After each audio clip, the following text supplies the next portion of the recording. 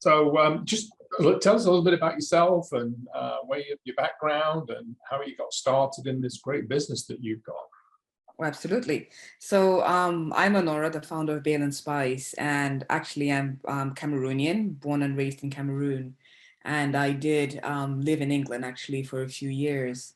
I did my university there before moving to the US after working there for Oh, fantastic. Whereabouts did you go to in England? Manchester Metropolitan. Oh, I'm from Stockport. Ah, there you go. Yes. So, I thought I recognized your accent. I thought you didn't sound very that's right. Yeah. What a small world that is. That's excellent. It is a small world. Yes. So you ended up in Memphis. Now that's got to be a story. Yes. So of course I actually used to work in like for ExxonMobil out in Stockport actually. And so I was there for years, and one of the things which I loved while I was in England was at uni, most of my friends were international. And I had grown up in I'll say, multicultural environment where I learned a lot about just spices from my grandma. She loved to cook. And so my passion actually started with her more than 30 years ago, where she would always make the most delicious meals and share. And I always wanted to know how she made them, how she makes the seasonings, and how literally she brought this joy to our lives, because every time we sat on the table, we'll get super excited. Yeah. So when I was in England, a lot of my friends actually were international students as well, and they had learned about spices from their grandmas about making delicious food. And we would mix all these foods and share among ourselves. And that's how I got to experience not just Cameroonian cuisine, but also cuisines from around Africa. So over the years, I really strive to honor the memories that I'd had from my grandmother and the lessons she passed on about sharing food and making blends. But also, I found that it was very hard to get those delicious seasonings and flavors in retail stores. It's hard in England. And even when I moved to the US, it was very, very hard to walk into a retail store and find a delicious seasoning fully blended without having to do all the work to get that unique flavor. So one day the light bulb went off. I used to make all these foods and share. And my friends and colleagues said, why don't you put it out there so other people could have it? And that was really a light bulb moment. I literally stumbled on a community in the US that loved delicious food and wanted to eat healthier. A lot of the seasonings you find in retail stores have tons of salt, sugar, and things you wouldn't even find in your kitchen on an average day. And there was at home making my own blends that were fully natural, without sugars, without salts, and people love them. So it's really about the light bulb moment went off, as in I could share not just the blends that I had made I made at home, but I could actually share a lot of these with people outside of my home, with friends and people who are looking to eat healthier, but also looking for that flavor experience and enjoy flavors from Africa, which most people actually do not enjoy today. Yeah, that's it is really interesting because being from Manchester, just outside Manchester, we grew up with a lot of Indian cuisines and Pakistani cuisines, because that was sort of our national dishes in a lot of ways. And so we got introduced to all those spices and all those great ways to bring flavor to food. When we moved here back in 1987, there was a total absence of anything remotely close to what we were familiar with. And so over the years, it's changed quite a bit. And when I saw your products and tried your products, it was just like, this is fantastic stuff. We really enjoyed the whole experience of using those in our foods and stuff. And I say more people are trying to move towards healthy living and healthy cooking, and sort of products that you provide are just fantastic. Oh, wonderful. I'm glad you actually tried them. Which one did you try? To be honest, I can't remember. Several months ago, I had to be honest about it. But we bought them online, so it was It was really good, and we enjoyed we enjoyed the cooking, and we enjoy all that sort of flavoring of things, and it just brings so much different spices to food and stuff. So you ended up in Memphis. No, I actually moved. So I actually moved here to was it Maryland? I'm trying to remember. Yeah. Yeah. So I came into Maryland, and I came more for my spouse. So he practically dragged me here. I know him since I was 13 years old. Like we've been great friends for years. And when we finally decided to date and get married, I was in England and he was in the US, and one had to give. So I Right. moved here to be with him. Right. And Right. yeah. So even when I moved, I didn't immediately start in this business. It was very much, I went back into the corporate world. I worked for companies like McCormick that do spices, and also I worked for Indigo, which is a startup company. And so I literally had kind of grown my career where I was literally head of a department.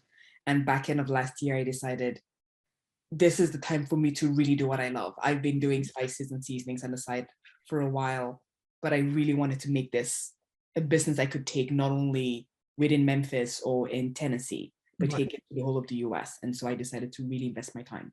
Fantastic. So what was your biggest challenge in getting started? My biggest challenge in getting started was, I'll actually say two things. The first one was imposter syndrome.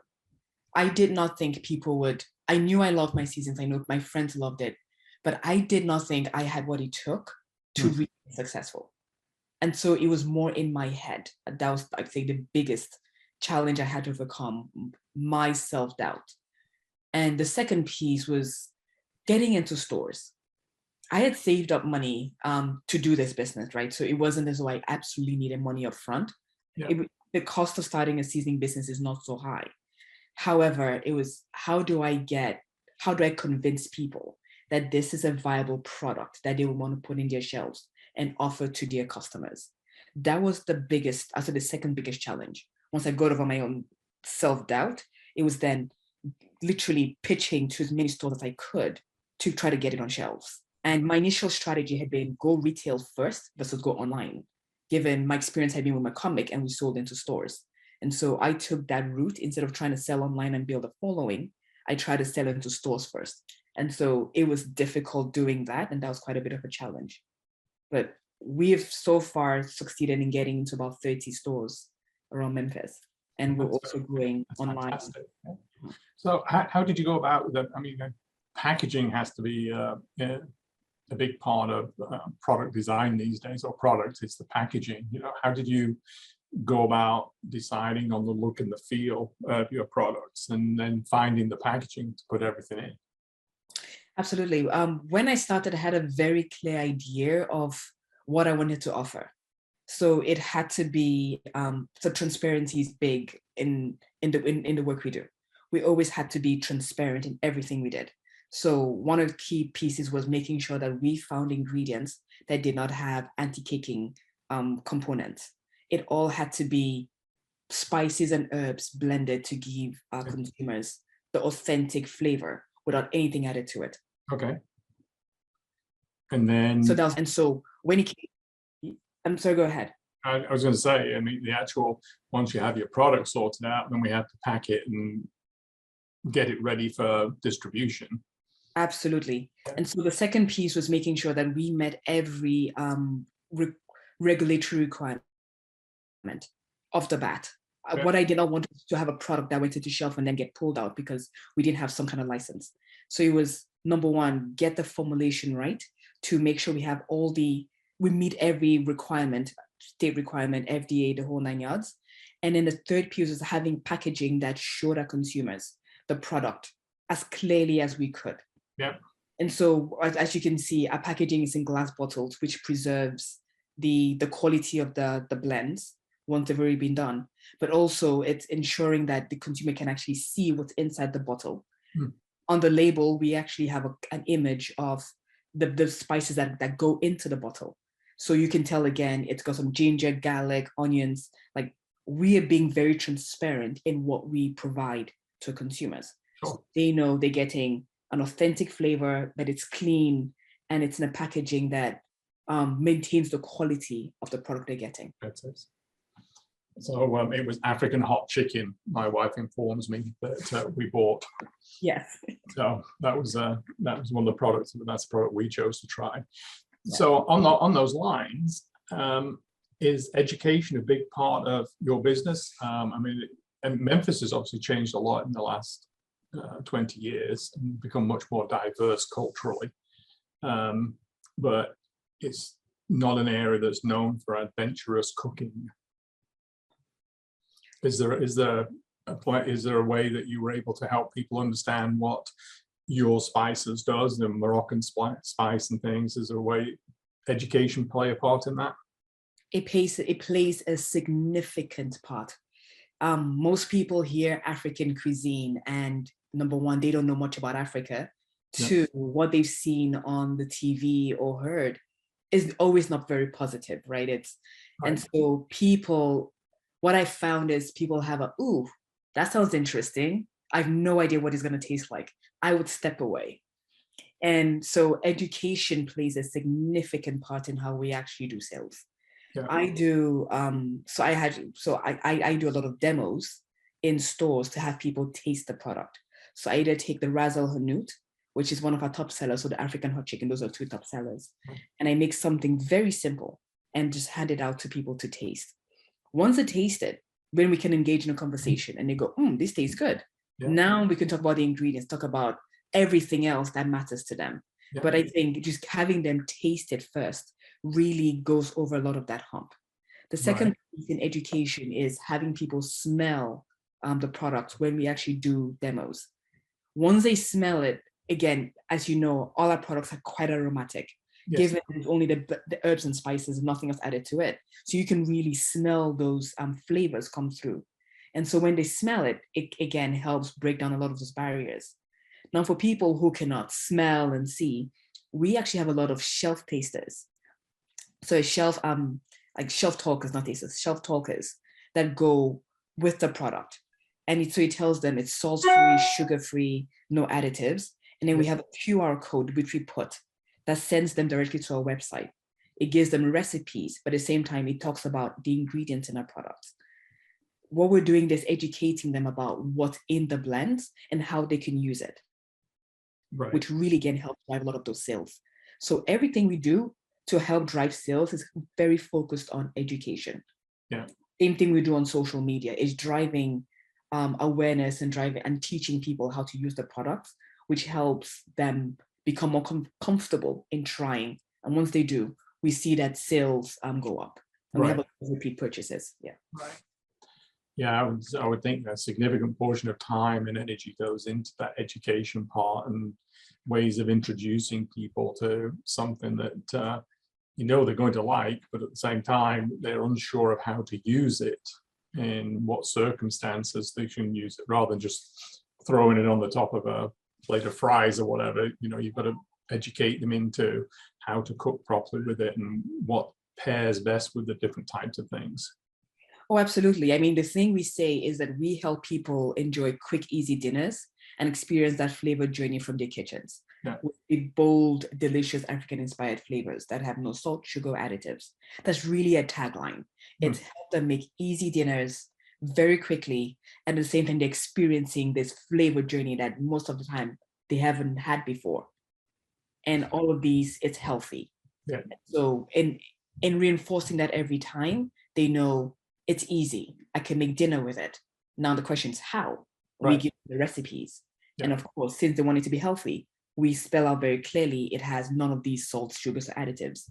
And so that's really the way we play around to address a lot of the concerns people have. Yeah.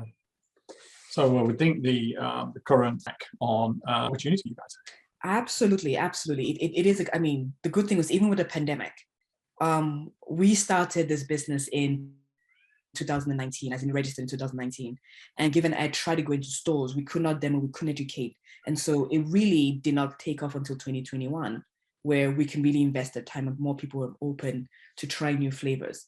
And one of the things we saw as an opportunity was people were cooking more at home. They couldn't go out into restaurants. And so we started selling online a little bit, and we saw that started growing.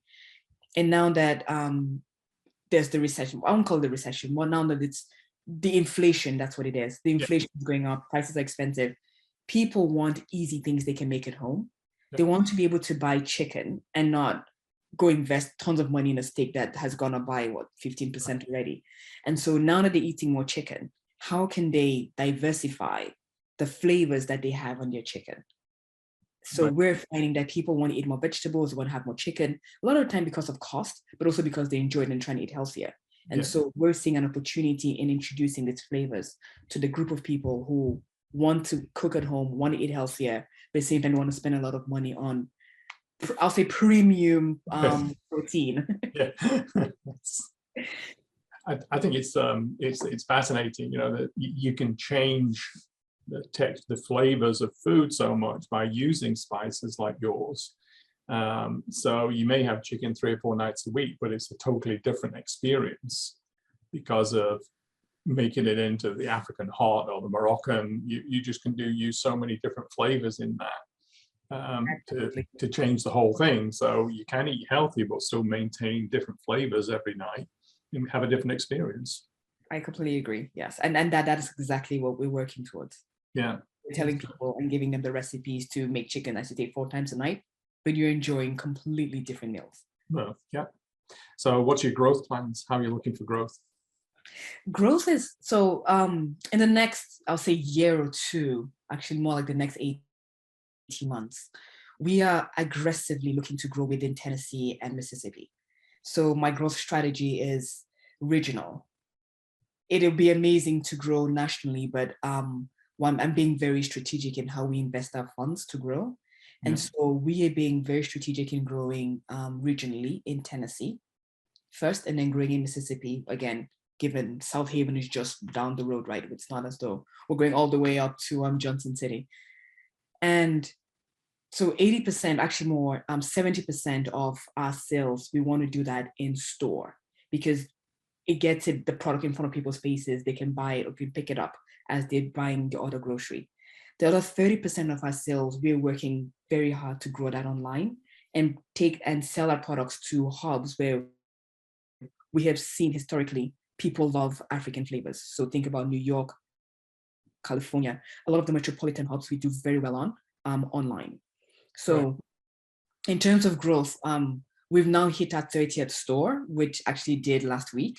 And we got into, wonderful. I'm super excited. Yeah. And we've gotten into 10 Krogers, which is a good, so we've gotten into 10 Krogers in Mississippi and in Tennessee.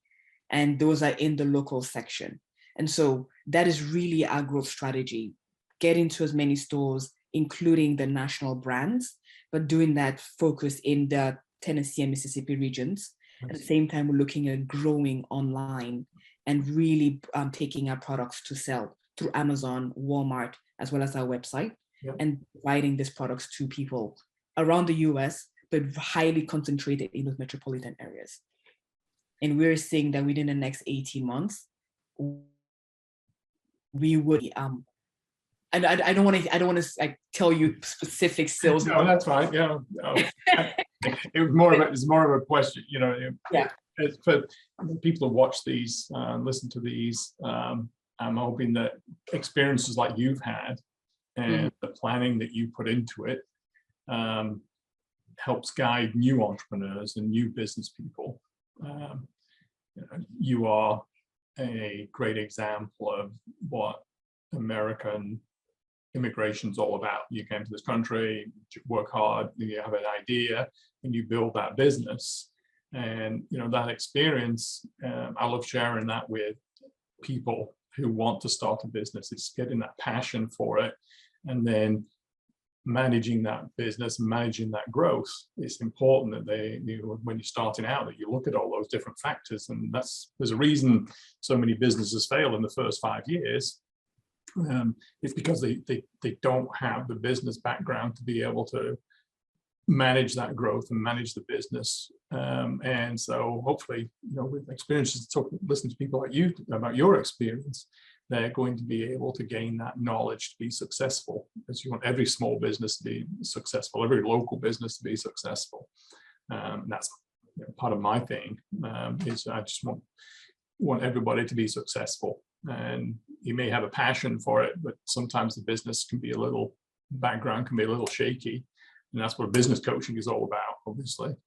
But also hearing stories like yours. I mean, it's just a fantastic story. Apparently, you went to Metropolitan College is great too. I mean, that's just amazing connection. That so congratulations on the products and the company and the growth that you've got planned.